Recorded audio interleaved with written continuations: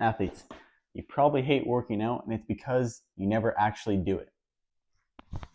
This probably sounds a little bit controversial, but if you give me a few seconds here, I'll explain to you why. Because if you think about it, something that you try for the first time, it usually feels harder than what it actually is, but if you work at it over time, it gets progressively easier and more enjoyable.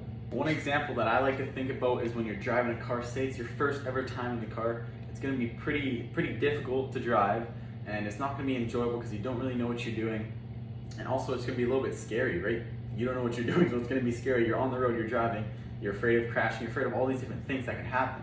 And it's the same thing for working out. When you're starting working out, you're scared, you don't know what a gym setting looks like, you don't know how to work out, and you don't know what to do in the gym to see the results that you want to see. But the good news is, it's just like driving. If you stick with it over a long period of time, it's undeniable. You're going to get better, you're going to improve.